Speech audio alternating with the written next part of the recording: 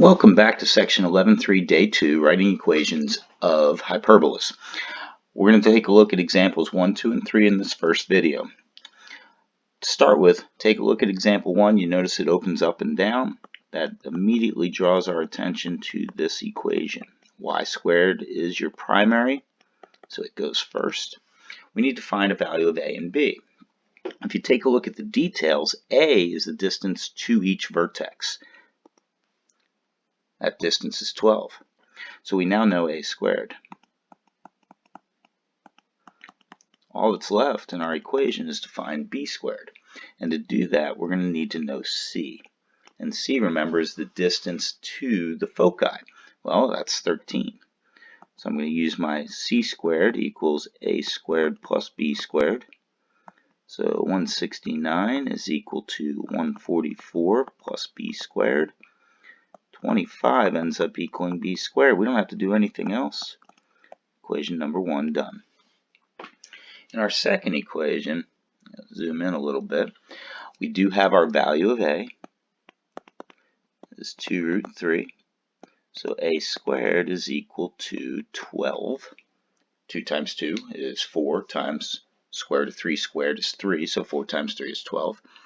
We also have a point, which we'll just call an xy point, that's on our hyperbola.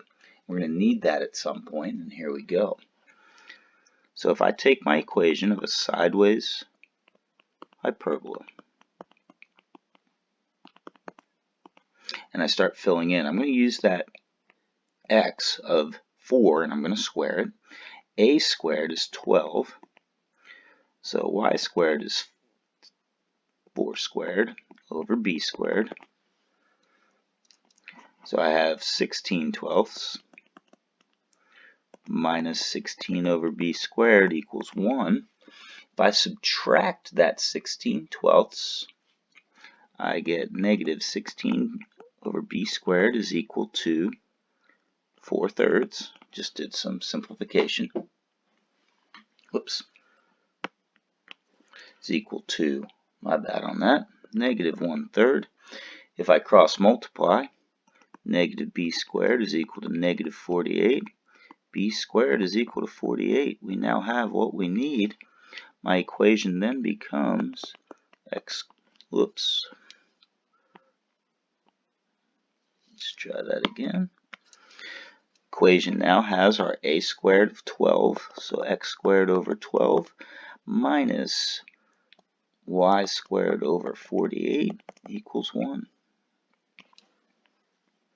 Our third and final installment here, got to look at what we have.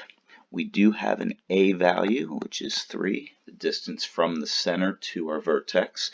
We also have a slope here, which looks like b over a, because it's going up the b distance and to the right a distance, which equals 1/2. Well, we're going to have to do a little bit of proportion work because a is equal to 3.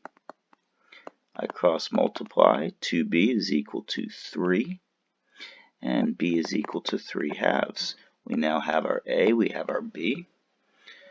So x squared over a squared minus y squared over b squared equals 1.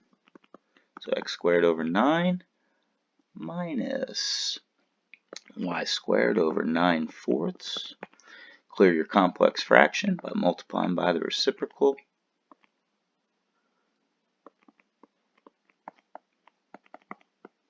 And there's our final equation. Have a good day. Video 1 done.